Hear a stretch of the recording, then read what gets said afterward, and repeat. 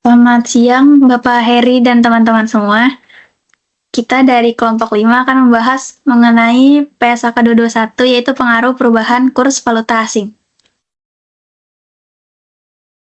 Sebelum itu, perkenalkan anggota dari kelompok 5, yaitu ada Ivana Deapenia Rochadi dengan NIM 2023-50146, ada Lukisan Farisya Theodore dengan NIM 2023-50276, dan ada Eka Widya Herlina dengan NIM 2023-50320, dan saya sendiri Nadina Aprilia Tadanukar dengan NIM 2023-50361. Oke, sebelum itu kita masuk ke pendahuluan terlebih dahulu, yaitu PSAK 221 itu dibuat untuk memberikan aturan yang jelas dan konsisten dalam mencatat, menghitung, dan menyajikan pengaruh perubahan nilai tukar. Nah, itu tuh mencakup transaksi tunggal maupun penyusunan laporan keuangan perusahaan luar negeri. Jadi dengan penerapan PSAK 221, laporan keuangan itu akan menjadi lebih jelas dan mudah dibandingkan antar perusahaan. Lalu juga PSAK 221 itu, pengguna laporan itu akan memperoleh informasi yang transparan tentang risiko nilai tukar dan dampaknya terhadap kinerja perusahaan. Jadi latar belakang pentingnya PSAK 221 itu, yang pertama ada dalam era globalisasi itu perusahaan sering melakukan transaksi lintas negara dan berurusan dengan mata uang asing. Yang kedua, perubahan nilai tukar itu bisa mempengaruhi posisi keuangan dan kinerja perusahaan yang secara signifikan. Yang ketiga, ada tanpa aturan yang jelas, laporan keuangan itu akan sulit dibandingkan antar perusahaan dan antar periode. Lalu berikutnya ada PSAK 221 itu hadir untuk mengurangi inkonsistensi dalam pelaporan keuangan akibat fluktuasi nilai tukar. Jadi hal ini tuh penting untuk menjaga kepercayaan investor, kredibilitas laporan keuangan, dan juga transparansi informasi keuangan perusahaan.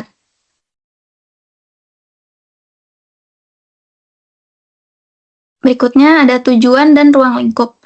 Nah, tujuan PSAK 221 itu sendiri, yaitu yang pertama ada menjelaskan cara mencatat dan melaporkan transaksi yang melibatkan mata uang asing. Yang kedua, memberikan aturan yang konsisten untuk menjaga akurasi laporan keuangan meskipun terjadi perubahan nilai tukar.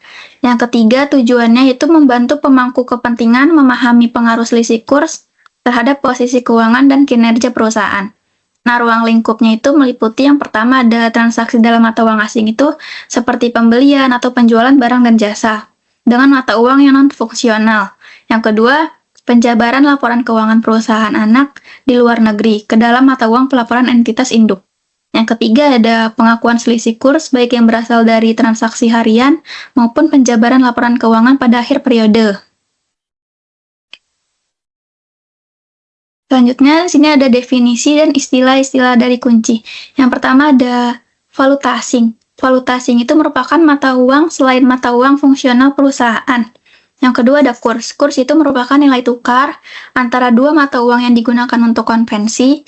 Dan ada aset dan liabilitas moneter.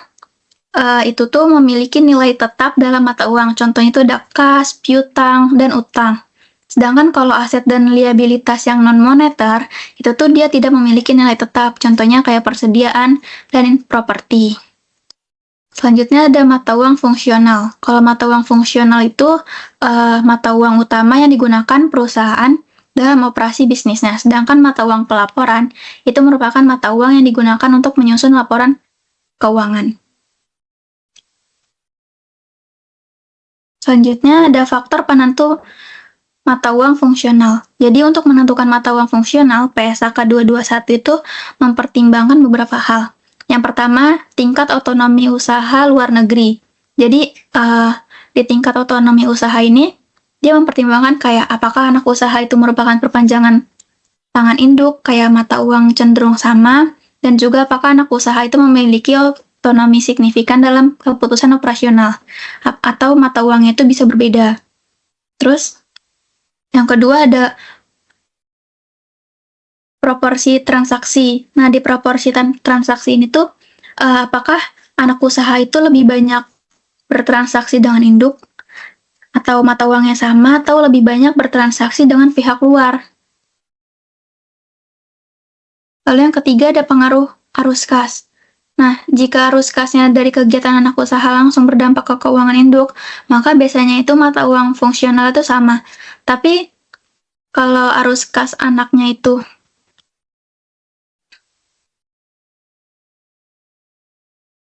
atau lebih banyak transaksi dengan pihak luarnya. Lalu yang keempat ini ada kemandirian pendanaan. Nah, di kemandirian pendanaan ini kalau anak usaha itu bergantung pada dana dari induk, maka mata uang fungsional itu kemungkinan sama. Tapi jika mandiri secara finansial, mata uang itu berbeda. Selanjutnya di sini ada transaksi dalam valuta asing. Yang pertama ini ada pengakuan awal, jadi transaksi dalam mata uang asing itu dicatat menggunakan kurs spot atau kurs pada saat transaksi itu terjadi. Yang kedua ada penjabaran pada tanggal transaksi, jadi transaksi itu dijabarkan ke dalam mata uang fungsional yang menggunakan kurs pada tanggal transaksi. Yang ketiga ada pengakuan akuntansi pada saat kurs berubah. Jadi aset dan liabilitas moneter ini dalam mata uang asing itu diukur ulang menggunakan kurs penutupan, dan juga selisih yang timbul itu diakui sebagai keuntungan atau kerugian kurs dalam laporan laba rugi, dan aset liabilitas moneternya itu tidak diukur ulang, tetap menggunakan kurs yang di awalnya. Nah, jadi dengan laporan PSAK 221 ini tuh laporan keuangan itu bisa menjadi lebih akurat dan transparan. Baik, selanjutnya kita akan bahas mengenai pengakuan awal. Jadi pada tahap awal, kita perlu memahami bahwa transaksi mata uang asing terjadi ketika suatu transaksi dinyatakan atau diselesaikan dalam mata uang selain mata uang fungsional perusahaan.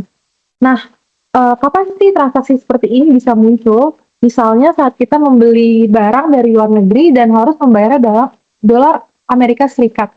Atau ketika kita meminjam uang dalam bentuk euro, maka transaksi itu termasuk dalam kategori mata uang asing.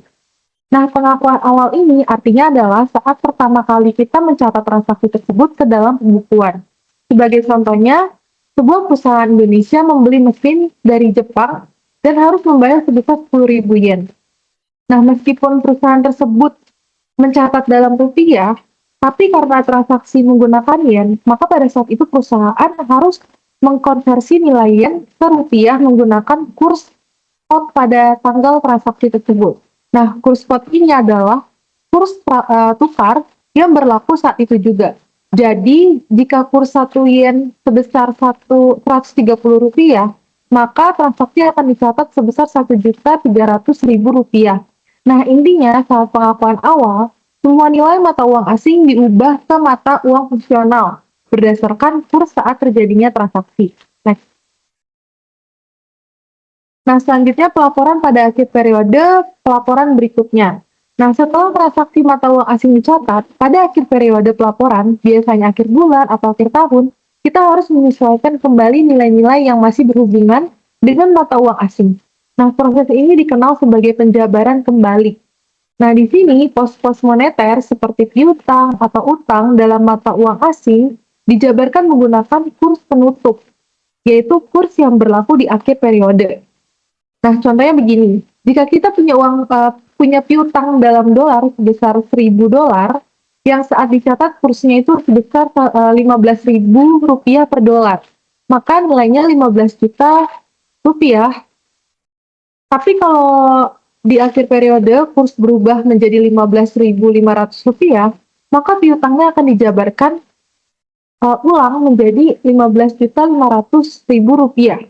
Nah, selisih ini nantinya bisa menyebabkan laba atau rugi kurs. Sementara itu, pos non-moneter seperti aset tetap atau persediaan yang diukur berdasarkan biaya historis tetap menggunakan kurs pada tanggal transaksi, bukan kurs penutup. Tapi kalau aset non-moneter diukur berdasarkan nilai wajar. Misalnya investasi yang dinilai fair value, maka penjabaran dilakukan pakai kurs saat nilai wajar diukur.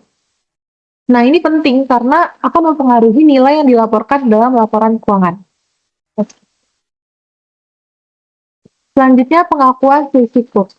Jadi, selisih kurs ini muncul karena adanya perubahan nilai tukar antara mata uang asing dan juga mata uang fungsional, baik saat transaksi dicatat, dijabarkan ulang, maupun diselesaikan. Nah, selisih ini bisa menimbulkan laba atau rugi tergantung pada arah perubahan kurs. Jika selisih kurs berasal dari transaksi biasa, seperti utang, piutang, maka pengaruhnya akan langsung ke laporan laba rugi. Namun ada juga selisih kurs yang dilaporkan dalam pendapatan komprehensif lain. Misalnya pada pos non-moneter yang tidak langsung berdampak ke laporan laba rugi, seperti revaluasi aset investasi. Contohnya itu jika kita punya investasi di luar negeri, dan nilainya ini berubah karena fluktuasi kurs, maka selisih kurs itu akan dimasukkan ke pendapatan komprehensif. Tapi kalau investasi itu akhirnya dijual, maka selisih kurs yang sebelumnya diakui di pendapatan komprehensif akan dipindahkan ke laporan laba rugi. Nah, ini biasanya terjadi dalam laporan konsolidasi antar perusahaan dalam grup internasional yang melaporkan investasi neto mereka. Selanjutnya akan dijelaskan oleh teman saya. Di sini saya akan membahas perubahan dalam mata uang fungsional yang akan dibahas pada paragraf 35 sampai 37. Di paragraf 35 dibahas apabila ada perubahan mata uang fungsional harus dilakukan secara prospektif.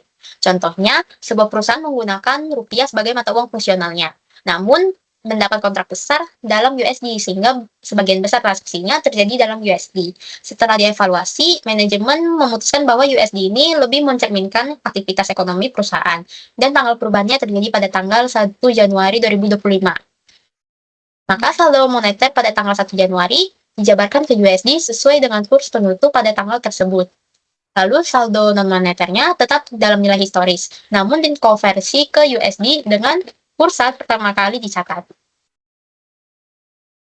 Selanjutnya, pada paragraf 36, ini membahas tentang mata uang fungsional. Mata uang fungsional adalah mata uang yang paling mencerminkan lingkungan ekonomi utama tempat entitas beroperasi. Contohnya, perusahaan beroperasi di Indonesia, sehingga mayoritas transaksi terjadi menggunakan rupiah. Nah, jika sudah menetapkan mata uang fungsional, tidak dapat diubah lagi, kecuali ada perubahan transaksi, peristiwa, atau kondisi yang membuat mata uang fungsional yang baru lebih relevan. Seperti di contoh paragraf 35 tadi, karena mayoritas transaksi menjadi USD, maka mata uang fungsionalnya berubah. Lalu pada paragraf 37 ini membahas beberapa hal. Yang pertama itu ada perubahan mata uang fungsional. Perubahan mata uang berlaku ke depan mulai dari tanggal perubahannya, tanpa mengubah laporan keuangan periode sebelumnya. Yang kedua, ini membahas penjabaran pos aset dan kewajiban. Semua pos aset dan kewajiban diubah ke mata uang fungsional baru pada kurs tanggal perubahan tersebut.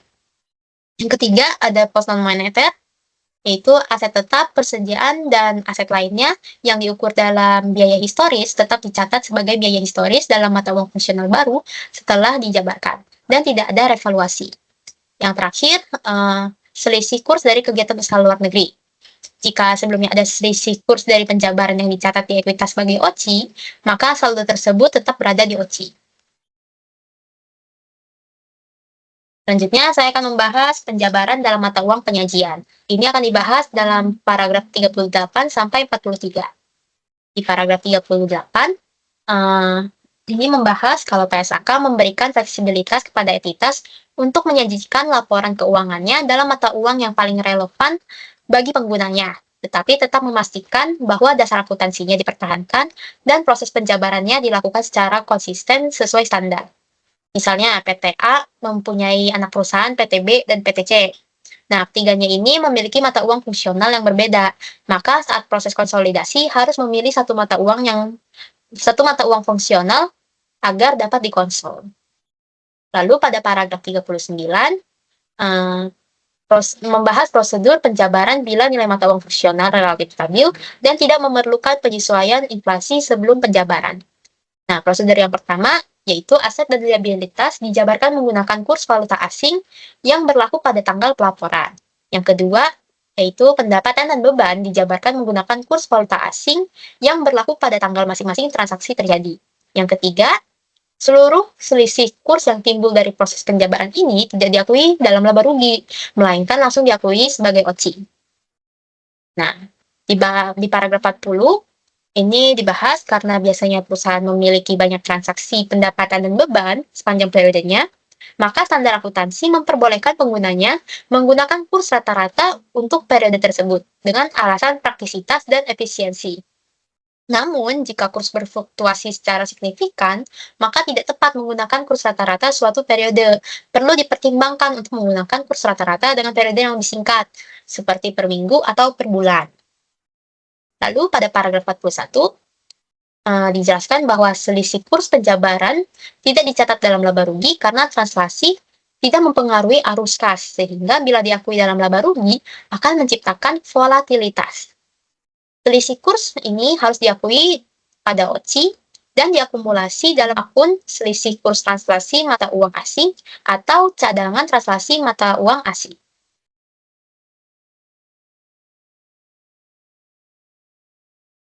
Selanjutnya pada paragraf 42, dijelaskan prosedur penjabaran setelah penyesuaian inflasi adalah dengan menjabarkan seluruh aset, liabilitas, cost ekuitas, penghasilan, dan beban menggunakan kurs penutup pada tanggal laporan posisi keuangan terkini. Apabila melakukan translasi ke mata uang non-hyperinflasi, maka angka komparatif tidak perlu disesuaikan. Nah, kebalikannya di paragraf 43, entitas atau perusahaan yang beroperasi pada ekonomi hyperinflasi perlu menyesuaikan laporan keuangannya dan menyajikan kembali atau restate laporan keuangannya dengan efek inflasi terlebih dahulu sebelum menjabarkan ke mata uang penyajian. Nah, bila hyperinflasi sudah berhenti, maka tidak perlu disajikan kembali. Selanjutnya, dibahas penjabaran kegiatan usaha luar negeri. Ini dibahas pada paragraf 44 sampai 47. Di paragraf 44, ini dibahas aturan penjabaran mata uang asing harus diterapkan pada kegiatan usaha luar negeri sebelum mereka dapat digabungkan ke dalam laporan keuangan entitas pelapor. Penggabungan ini dilakukan dengan metode konsolidasi atau metode ekuitas, yang akan dijelaskan lebih detail pada paragraf 45 sampai 47. Di paragraf 45 dijelaskan bahwa penggabungan kegiatan usaha luar negeri ke laporan keuangan entitas pelapor atau induk itu mengikuti prosedur normal. Berarti semua saldo dan transaksi antar perusahaan induk dan anak harus dieliminasi. Tetapi ada pengecualian. Aset dan liabilitas moneter intra kelompok usaha tidak dapat dieliminasi sedemikian rupa sehingga menyembunyikan fluktuasi mata uang. Untuk perlakuan selisih kurs dalam laporan keuangan konsolidasian, seluruh kurs yang timbul dari transaksi moneter antar perusahaan diakui dalam laba rugi, sedangkan selisih kurs yang timbul dari proses penjabaran laporan keuangan secara keseluruhan diakui di OCI.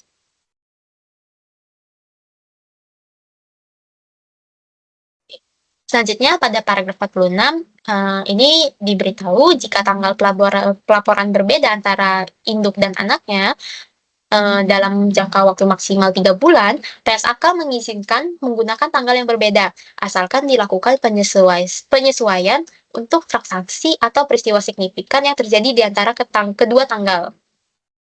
Lalu yang terakhir pada paragraf 47, ini dibahas tentang goodwill. Ketika entitas induk mengakuisisi entitas anak, dan jika harga akuisisi melebihi nilai wajar aset bersih teridentifikasi yang diperoleh, selisih diakui sebagai goodwill.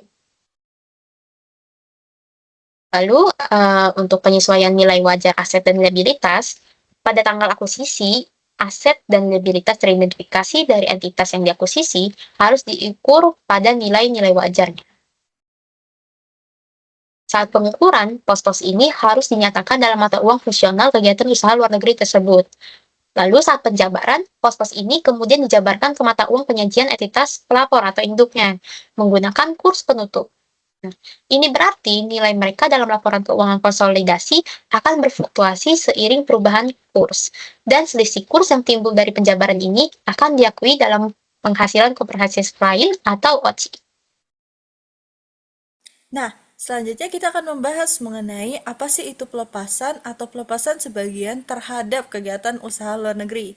Nah, pelepasan atau pelepasan sebagian itu apa sih? Pelepasan adalah penghentian pengakuan entitas anak atau bagian yang mewakili seluruh kegiatan usaha di luar negeri, di mana pelepasan ini termaksud terhadap pengakuan kumulatif selisih kurs pada laba rugi. Nah, jenis pelepasan itu ada. Apa sih itu pelepasan terhadap kegiatan luar negeri? Pelepasan adalah penghentian pengakuan entitas anak atau bagian yang mewakili seluruh kegiatan luar negeri, di mana pelepasan ini termaksud terhadap pengakuan kumulatif selisih kurs pada laba rugi. Nah, jenis pelepasan itu ada 4. Pertama, pelepasan seluruh kepentingan, di mana pelepasan ini dicatat sebagai seluruhnya pelepasan, Lalu juga pelepasan sebagian, di mana entitas ini menghentikan adanya pengendalian. Nah, bedanya sama yang tanpa menghentikan pengendalian itu, mereka itu hanya mencatat bagian proporsional selisih kurs yang direklasifikasikan ke laba rugi. Sedangkan ada pelepasan yang keempat, yaitu pengurangan kepemilikan yang tidak signifikan, di mana ini tidak dicatat sebagai pelepasan. Nah, ada juga yang non-pelepasan, di mana penurunan nilai investasi akibat kerugian usaha bukan disebut pelepasan, di mana tidak ada pengakuan laba rugi dan dari selisih kurs karena tidak ada bukti transaksi dari pelepasan tersebut. Nah, pajak atas selisih kursnya seperti apa? Di mana pajak penghasilan yang dikenakan atas keuntungan dari valuta asing dan berlaku jika entitas memiliki pengaruh pajak karena perbedaan adanya mata uang.